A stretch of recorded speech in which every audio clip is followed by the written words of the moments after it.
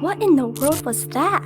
The gang and I had just returned from unmasking the ghost of Bigfoot when we decided to visit our friends at Misco Products. Misco Products is a chemical manufacturer located just outside of Reading. They have been in business for 60 years and produce cleaning products, disinfectants, and degreasers. Cool about manufacturing is taking the raw materials from here and there, putting them together to make some people's lives better. Every day is completely different than what was before it, and sometimes you know what's going to happen, and sometimes you get hit with a bunch of surprises. Oh yes, I've been using it. 3 or 4 type of products from here, from Misco.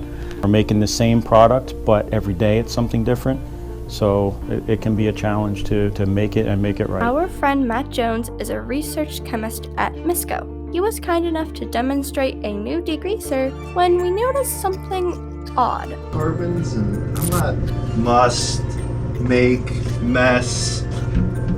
We had to act fast. The gang decided to investigate. We explored the Misco facility to look for clues. We wanted to get to the bottom of this mystery. Who was causing these messes all around Misco? Why would someone choose this place to make such a mess?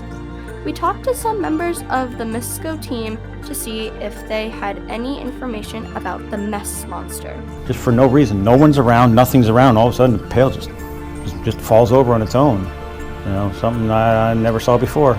We have some glass bottles up on the shelves that have been falling and shattering on the ground when we come in the next morning. I don't know what exactly is happening. It's happening when nobody's here. Phosphoric acid, caustic soda, caustic potash, that stuff can be a little dangerous. But you know, you put it in there because it has a job to do. Every time that I go back to the next day, it happened again. They left me a little mess in my area. Well, it's very interesting seeing what the different. What was that? Anybody else see that?